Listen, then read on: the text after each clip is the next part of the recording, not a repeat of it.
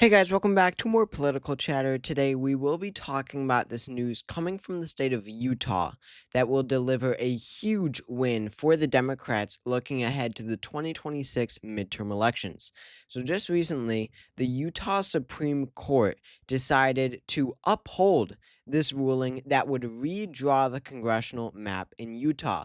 A group sued the state of Utah for their obviously gerrymandered congressional map that was created after 2020, used in 2022 and 2024, which we're about to look at. This Utah Supreme Court has now decided that bill is unconstitutional. So when you look at this map, I mean, it is clear as day that this is a gerrymander. So this was obviously the correct ruling by the court. But you see here, what you're looking at here is how each precinct voted, the precinct tallies for each vote in the state of Utah. And then when you look at, it's mostly red, of course, right? Rural Utah, Salt Lake City. But when you look closer at Salt Lake City, you see this patch of blue, which is a significant chunk of the Utah population. But when you zoom in, what you see these thick black lines, those are the districts, right? Here's the district map, more easy to see, right? For congressional districts. But look at where they all meet right around Salt Lake City. They all meet at one point. It's like four corners. They all meet to divide the Democratic precincts. The Democratic stronghold in the state is divided so clearly between all four congressional districts, really like nowhere else in the country. We don't see something like this this obvious of a gerrymander in any other state. The one blue area in the state divided evenly, but or not exactly evenly, but divided at least partially between all four congressional districts. Here's one right here. Follow my mouse. There's one. There's the other, and then two down here, and then this one. So, it's really a funny situation, but it is serious when it comes to representation in Congress. Um, and if it is, if you make a fair district, then you have a Democratic district, or at the very least, two swing districts, two maybe Republican leaning, but Republican plus like 5% partisan lean districts. So, this gerrymander has been struck down in the courts. Of course, a huge, huge win for the Democratic Party there in Utah. There you could see the lines right there. And there you could see how it clearly just divides the one patch of Democratic votes in the state. So, of course, they don't have representation and they're all scattered out, sparsely throughout each of the four congressional districts. So, it wasn't always the case. Looking back at 2020, the last year when they had their old map, they did have a swing district. Now, you could easily make a district that is much smaller than anything we saw here or that we have right now. If you make a district with only those Democratic districts, then you would have that patch of Democratic precincts, and that's it. It would be a small district. It would basically be, again, just this small patch of Democratic precincts. So, point being, looking at the size of this district, even this close district was pretty heavily gerrymandered. But nevertheless, it was a swing district. Democrats won it in 2012. They lost it in 2014 and 2016. They won it back in 2018, and they lost it again in 2020. It was a major, one of the swingiest districts in the United States. But ever since the maps changed, it went from Democrat plus 1.0 with Burgess Owens in 2020 to the same candidate, Burgess Owens, winning by 29 in 2022. And I will tell you, Burgess Owens did not become 29 points stronger in 2 years. It is because of the map. So, again, it was such an obvious gerrymander. So it's good to see courts a state supreme court, nevertheless, striking down such an unfair map like this, and it really is important. Every district that we talk about, in this gerrymandering battle, this is what could decide control of Congress in 2026. And it becomes apparent with, whatever, every court ruling, every amendment, every proposition, like in California, or every bill that a state house passes, like in Texas. It becomes clearer and clearer and clearer that this is, Republicans started this whole thing and it's not going to benefit them at all.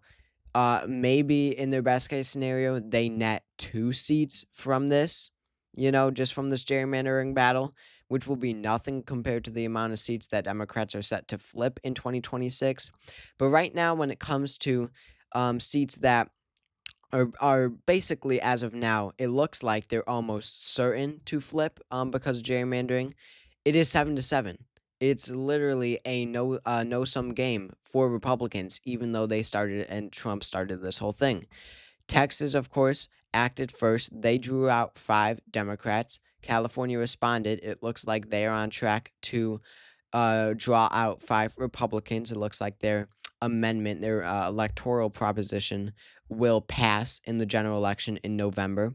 Then the attention moved to Indiana, where I'm sorry, wait, Missouri is very wrong. I'm sorry, Indiana, where it looks like they're going to draw out Frank Mervan around Gary. And then you come to Maryland. It looks like Wes Moore and the Maryland State Legislature is ready to act there. And then I had Maryland wrong, and I even had the wrong district shaded for some reason. It's the Kansas City district with Emmanuel Cleaver there. But as I made a video about this, it doesn't even look like that will pass for the Republicans there in Missouri because of this just irresponsible, a mistake that they made with the congressional map, where they actually put one precinct in Kansas City in 2 separate congressional districts. They assigned it to 2 congressional districts.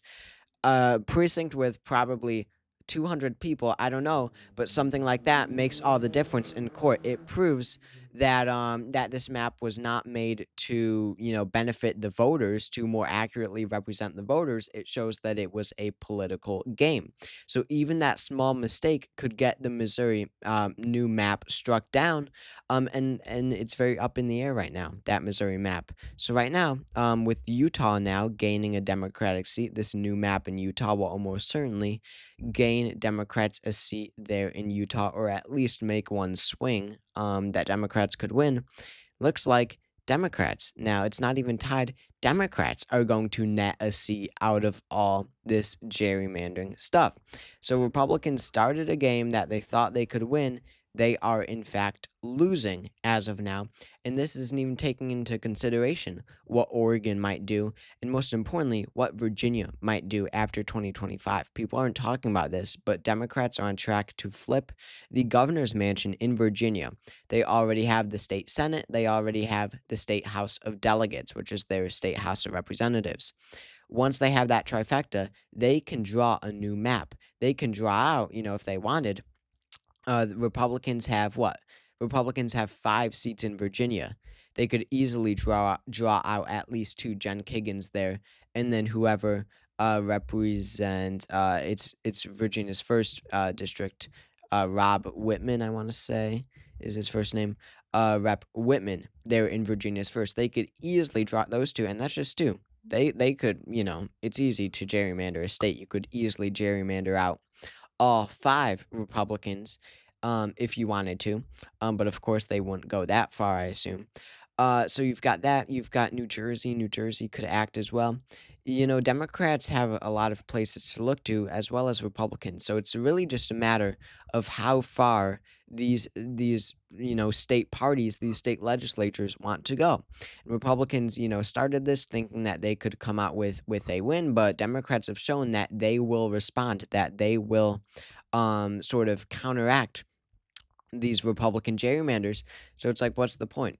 How far will Republicans go with this if Democrats are just going to match it and make no difference, or maybe even come out ahead, for the Democrats, and Republicans losing this gerrymandering game in the end. So it's a very interesting situation to watch unfold. But that's where things stand right now. I think that Democrats are very much on track to win control of the Senate. After 2024, they lost the House by 5 seats. Somehow they improved their numbers from 2022. I don't know why this isn't discussed more. They gained 2 seats from 2022. So it's 215 to 220 right now. Democrats, all they need is 3 seats they need to flip 3 seats for a majority. 218 seats are needed for a majority. They just need 3 more, and boom, there it is. You have majority. But and again, the main point being, this gerrymandering game probably won't even affect the outcome of the House of Representatives come 2026. Trump's approval rating is sinking rapidly. The generic ballot for Republicans is sinking even more rapidly, and that generic ballot doesn't even account for the fact that there's going to be such low turnout for Republicans in 2026. Anyone who has been personally affected, I mean, it's I really think that never before have so many individuals, so many people, so many voters been directly negatively affected by a presidential administration in 2 years. I honestly believe that, which includes Republicans. If a presidential administration has personally impacted your life in a negative way, it doesn't matter how much you love that president before, you are not turning out for his party. I can guarantee you that. So, again, in the end, Democrats are on track to flip what, as of now, 20 seats at least, and drawing out one Republican here, one Democrat here won't even matter. In the end, probably. But what does matter is the fact that Democrats are counteracting, are fighting back, when Republicans try to gerrymander these states, because what it all means is that it won't mean anything, if that makes sense. So there you have it. So Utah, very interesting situation occurring in Utah. So thank you all for watching this video. I hope you all enjoyed. Make sure to subscribe down below if you haven't already. That helps out a lot. Drop a comment to let me hear your thoughts on this, and I will see you all later.